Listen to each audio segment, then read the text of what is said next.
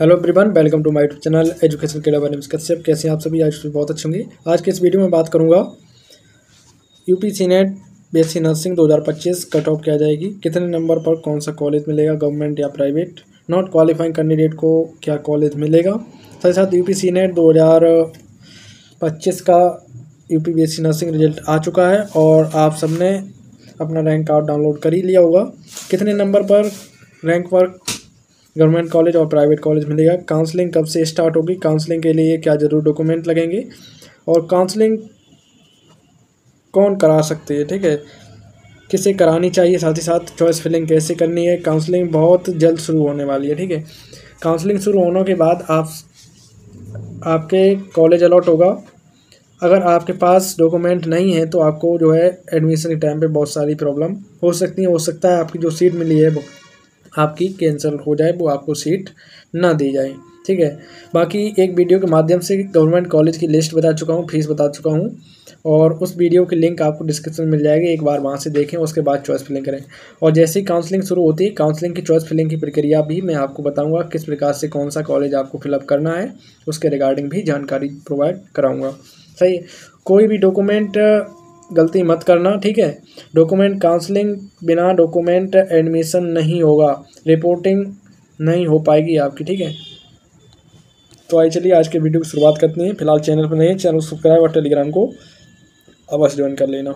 तो सबसे पहले बात करेंगे यूपी सीनेट बीएससी नर्सिंग का रिजल्ट। देखिए आ ही चुका है, रिजल्ट आ चुका है, ठीक है। रिजल्ट आ चुका है और रिजल्ट के बाद जो है काउंसलिंग प्रक्रिया सिंपली स्टार्ट होती है। रिजल्ट आने के बाद, रिजल्ट आया है, साथ ही साथ रैंक कार्ड भी आ चुका है।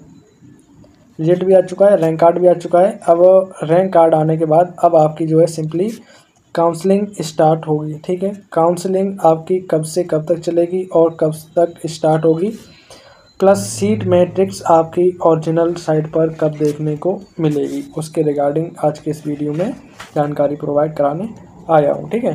पहले तो आपका देखिए काउंसलिंग शुरू होगी।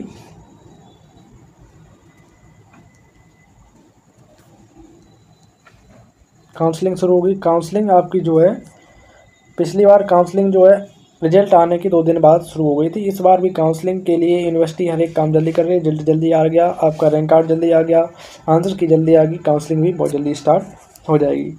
काउंसलिंग शुरू होने के बाद आपको देखिए क्या करना रहता है कि पहले तो काउंसलिंग की आपको फ़ीस कट करनी रहती है। काउंसलिंग फ़ीस कितनी लगेगी?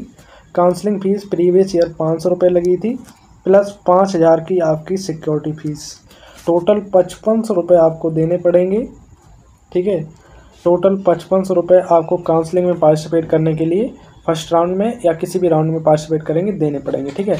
हर राउंड में काउंसलिंग की फ़ीस 500 रुपये लगेगी, ठीक है, लेकिन 5000 रुपये आपको बार बार नहीं देने होंगे। एक कंडीशन ऐसी बनती है जिसमें आपको देने भी होंगी, वो आपको आगे बताएंगे। फिलहाल आपको देखिए काउंसलिंग शुरू होगी, काउंसलिंग में आप फ़ीस कटाएंगे। फ़ीस कटाने के बाद सिंपली आप जो है आपको उसके बाद काउंसलिंग का एलोकेशन, सीट एलोकेशन आएगा, ठीक है। ये पूरी प्रक्रिया बता रहा हूँ, ध्यानपूर्वक देखिए। सीट एलोकेशन आता है, सीट एलोकेशन में आपको पता चलता है कि आपको कोई सीट मिली है या नहीं मिली है, ठीक है। सीट एलोकेशन आएगा, सीट एलोकेशन में आपको पता चलेगा कोई सीट मिली है या नहीं मिली है। अगर आपको सीट मिल गई होगी, अगर सीट मिली होगी तो आपकी जो है आप लॉगिन करेंगे सिंपली ABBM की साइट पर जाकर, वहाँ देखेंगे अगर आपको सीट मिली है तो वहाँ आपको दिख जाएगा। अगर सीट मिल गई है, कुछ कॉलेज का नाम रहेगा और किस कैटेगरी से आपको सीट अलॉट हुई है, किस कॉलेज में अलॉट हुई है, ठीक है। तो सबसे पहले काउंसलिंग शुरू करने, फीस करने के बाद आपको चॉइस फिलिंग करनी रहती है। चॉइस फिलिंग किस प्रकार से करेंगे उस पर कंप्लीट वीडियो प्रोवाइड करा दूंगा जब तक आपकी जो है काउंसलिंग स्टार्ट होगी तब तक, ठीक। काउंसलिंग आपको सीट अलॉट हो गई, अब आपको जो है सीट कन्फर्मेशन फ़ीस जो है देनी रहती है। सीट कन्फर्मेशन फ़ीस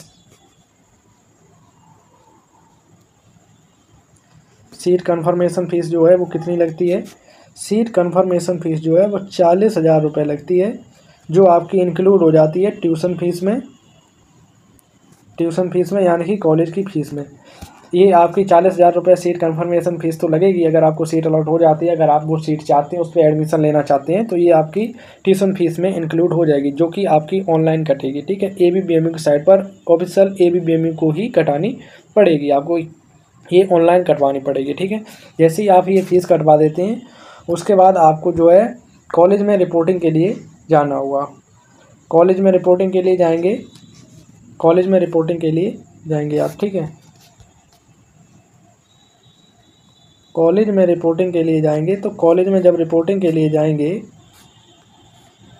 तो वहाँ आपसे ज़रूर डॉक्यूमेंट लगेंगे। लेकिन उससे पहले जब आप काउंसलिंग कराएंगे तो काउंसलिंग में भी आपके कुछ डॉक्यूमेंट लगते हैं। वो डॉक्यूमेंट मैंने यहाँ पे देखिए लिख रखे हैं, कौन कौन से डॉक्यूमेंट आपके लगते हैं। सबसे पहले देखिए, आपका कैटेगरी सर्टिफिकेट जब आप ऑनलाइन काउंसलिंग कराएंगे तो ऑनलाइन अपलोड होगा। 10th और 12th की मार्कशीट लगेगी आपकी। अगर 12th की मार्कशीट नहीं आई है तो इंटरनेट वाली कॉपी भी लग जाएगी। प्लस आपका डोमिसाइल सर्टिफिकेट भी काउंसलिंग कराते टाइम ऑनलाइन आपका लगेगा। ये जो जितने डॉक्यूमेंट हैं ये आप देख सकते हैं यहाँ पर, ये आपको काउंसलिंग के टाइम पे तो चाहिए ही चाहिए। काउंसलिंग के बाद जो डॉक्यूमेंट आपको कॉलेज में लगते हैं वो देखिए कुछ इस प्रकार हैं।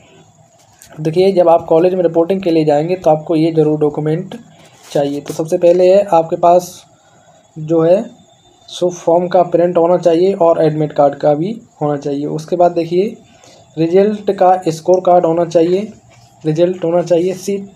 उसके बाद आपके पास अलॉटमेंट लेटर, ये आपके पास अभी नहीं होगा। जब आप काउंसलिंग कराएंगे तो काउंसलिंग कराने के बाद आपका सीट अलॉटमेंट आता है, वो अलॉटमेंट लेटर आप कब डाउनलोड कर पाएंगे, जब आप 40,000 रुपये की सीट कन्फर्मेशन फ़ीस ऑनलाइन जमा कर देंगे। उसके बाद आप ये अलॉटमेंट लेटर डाउनलोड कर पाएंगे, अगर आप उस सीट पे एडमिशन चाहते हैं। बाकी आगे पूरी प्रक्रिया बताऊंगा, फिलहाल डॉक्यूमेंट देख लीजिए। क्या ज़रूर डॉक्यूमेंट अभी आपको बनवा लेने, कुछ आपको काउंसलिंग शुरू होने के बाद बनवाने, सारी जानकारी दूंगा। अगर वीडियो को केयरफुली देखेंगे तो सभी डाउट क्लियर हो जाएंगे, कहीं और जाने की आपको बिल्कुल भी आवश्यकता नहीं पड़ेगी। बाकी आपका अगर कोई डाउट रहता है तो कमेंट सेक्शन में पूछिए, बेझिझक आप पूछ सकते हैं, आपको जवाब दिया जाएगा। ठीक है, उसके बाद बात करते हैं जो ज़रूर डॉक्यूमेंट नेक्स्ट आपका रहेगा। 10th 12th की मार्कशीट रहेगी। ठीक है, काउंसलिंग की फ़ीस जैसा कि आपको बताया कि 500 रुपये काउंसलिंग की फ़ीस प्लस 5,000 रुपये, 500 रुपये काउंसलिंग फ़ीस प्लस 5,000 रुपये आपकी सिक्योरिटी फ़ीस जमा होती है काउंसलिंग के टाइम पर। तो उसकी जो है आपको ट्रांजैक्शन की स्लिप ले लेनी है, वो स्लिप आपकी एडमिशन के टाइम पर भी लगेगी। ये वाली जो 5,000 फ़ीस है ये आपकी रिफ़ंड हो जाती है, इसके लिए आप परेशान मत होइएगा। अगर आपको कॉलेज अलॉट होता है तब भी, नहीं अलॉट होता है तब भी 5,000 रुपये फ़ीस आपकी वापस आ जाती है। उसके बाद देखिए, नेक्स्ट डॉक्यूमेंट आपको क्या रिक्वायर्ड रहेगी, सीट कन्फर्मेशन फ़ीस या कॉलेज फ़ीस।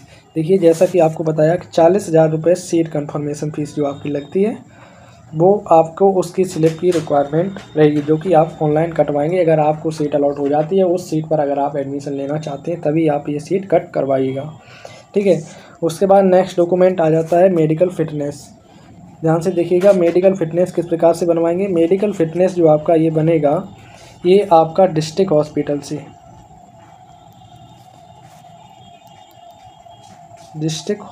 से बनेगा।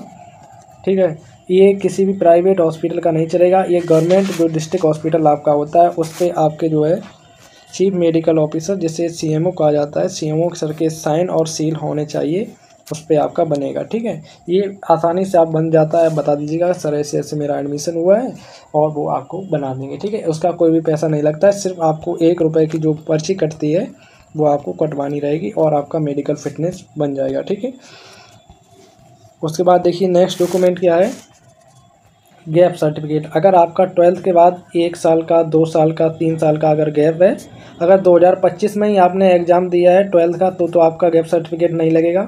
अगर 2024, 23, 22 में कभी भी दिया है या इससे पहले दिया है तो गैप सर्टिफिकेट आपका लगेगा, जो कि आपका आसानी से जो है। उसके बाद देखिए नेक्स्ट डॉक्यूमेंट हमारा आ जाता है, वो है वेरिफिकेशन सीट। ये वेरिफिकेशन सीट क्या है, जो आपने verification seat application form fill up करते टाइम आपने करी होगी, जिसमें आपकी फ़ोटो, थंब और एक आपने सेंटेंस लिखा हुआ, allergy dog jumps over the, इस प्रकार से करके एक सेंटेंस रहता है, वो आपने लिखा हुआ, और आपने 2 अपने शरीर के आइडेंटिफिकेशन मार्क्स दिए होंगे जैसे, तो वो रहेंगे। और उसके बाद आपका डोमिसाइल सर्टिफिकेट सभी का लगेगा, चाहे आप यूपी के निवासी हों, चाहे अदर स्टेट के निवासी हों, सभी का लगेगा, यानी कि निवास प्रमाण पत्र। डोमिसाइल सर्टिफिकेट यानी कि निवास प्रमाण पत्र, ठीक है। उसके बाद अगर आपने जो है PH NCC एक्स आर्मी या ex serviceman freedom fighter certificate application form भरते टाइम लगाया तो आप इसको भी लगा सकती हैं, उसका फ़ायदा उठा सकती हैं। नेक्स्ट है कास्ट सर्टिफिकेट। कास्ट सर्टिफिकेट जैसे कि जो है ध्यान दीजिएगा EWS और OBC, इनका कास्ट सर्टिफिकेट जो है 1 अप्रैल 2025 के बाद का बना होना चाहिए। अगर 1 अप्रैल का भी बना है तब भी चल जाएगा, या इसके बाद का अभी तक नहीं बनवाए हैं तो बनवा लीजिए, 7 से 8 दिन में बन जाता है, ठीक है। उसके बाद देखिए आपका नेक्स्ट डॉक्यूमेंट जो है, नेक्स्ट डॉक्यूमेंट है TC या माइग्रेशन। ये आपको कहाँ से मिलेगा? ये आपके जहाँ से आपने 12th पास आउट किया है ये आपको उस कॉलेज से मिलेगा। अभी तक नहीं लिए तो बाद में अभी भी ले सकते हो। नेक्स्ट है 6 पासपोर्ट साइज फ़ोटो आपकी लगेगी, और प्रिंट ऑफ चॉइस फिलिंग, जो आपने चॉइस फिलिंग काउंसलिंग में बनेंगी उसकी प्रिंट भी आप ले लीजिएगा, वो भी आपकी लगेगी, ठीक है।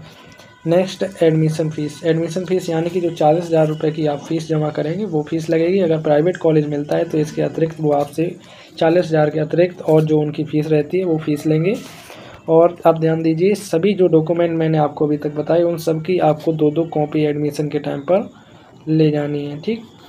तो ये सभी डॉक्यूमेंट हो गए। अभी तक आपने अगर स्क्रीनशॉट नहीं लिया है तो स्क्रीनशॉट ले लीजिए, लिख लीजिए, ठीक है। ये ज़रूर डॉक्यूमेंट हो गए। अब इसके बाद बात करें कि कट ऑफ क्या जाएगी, कितने पर कौन सा कॉलेज अलॉट होगा।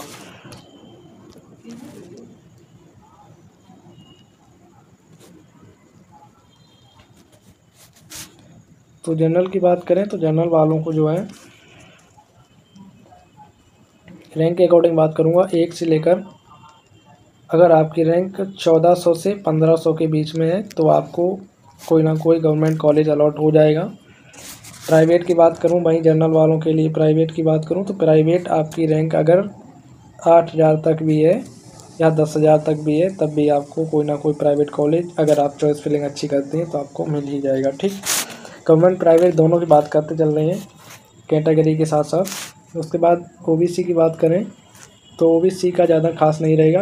गवर्नमेंट की बात कर रहे हैं 1 से लेकर अगर आपका भी 1500 तक रैंक है तो आपको कोई ना कोई गवर्नमेंट अलॉट हो जाएगा लास्ट राउंड तक, ठीक है। फर्स्ट राउंड में ही नहीं, लास्ट राउंड तक, ठीक है। और प्राइवेट की बात करें तो प्राइवेट में अगर आपकी रैंक 10,000 तक भी है तो आपको कोई ना कोई प्राइवेट कॉलेज भी अलॉट हो जाएगा अकॉर्डिंग, अगर आप चॉइस फिलिंग अच्छी करते हैं तब। इसके बाद देखिए हम बात करते हैं EWS कैंडिडेट की। तो EWS वाले देखिए अगर आपकी रैंक 1600 भी है तो आपको गवर्नमेंट कॉलेज मिल सकता है, ठीक है। बाकायदा आपको लास्ट राउंड तक मिलेगा और चॉइस फिलिंग के अकॉर्डिंग, अगर चॉइस फिलिंग अच्छी करेंगे तब, ठीक है। और वहीं प्राइवेट की बात करें कि प्राइवेट आपको भी 10,000 रैंक तक अगर आपकी है तो आपको अलॉट हो जाएगा, या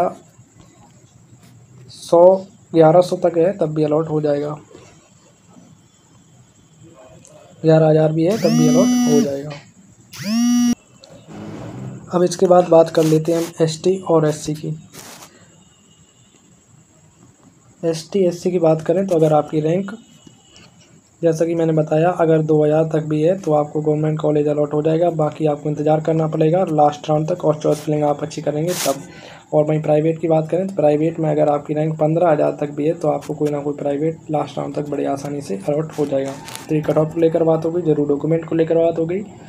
और अब हम बात करें कि नॉट क्वालिफाइंग कैंडिडेट के लिए मैंने जैसा कि आपको बताया था उनका क्या होगा, ठीक है। तो नॉट क्वालिफाइंग कैंडिडेट देखिए, जो नॉट क्वालिफाइंग कैंडिडेट हैं तो प्रीवियस ईयर भी नॉट क्वालिफाइंग कैंडिडेट को काउंसलिंग का मौका नहीं मिला था, इस बार भी नहीं मिलेगा क्योंकि नंबर ऑफ़ कैंडिडेट इस बार भी बहुत ज़्यादा है, ठीक है। जो नॉट क्वालिफाइंग है नेक्स्ट ईयर की तैयारी करें या कोई और ऑप्शन चूज करें, आप जो है किसी भी BSc या फिर जो है कोई अदर कोर्स कर सकते हैं, ठीक है। बाकी अभी जो है पैरामेडिकल के फॉर्म चल रहे हैं, आपको लगता है कि मैं पैरामेडिकल में स्कोर कर सकता हूं तो पैरामेडिकल CPET के फॉर्म चल रहे हैं, उसमें आप अप्लाई कर सकते हैं। इसी के साथ साथ अगर आप चाहते हैं कि 10th और 12th की मेरिट के बेस पर आप गवर्नमेंट कॉलेज में एडमिशन लेना चाहते हैं तो उसके रिगार्डिंग वीडियो मैंने बनाया है, लिंक डिस्क्रिप्शन में आप वहाँ से देख सकते हैं, और एक वीडियो आपको सेपरेट अलग से भी मिल जाएगा। फिलहाल आज के वीडियो में अभी तक इतना ही। Thank you so much watching for this video. All the very best. धन्यवाद।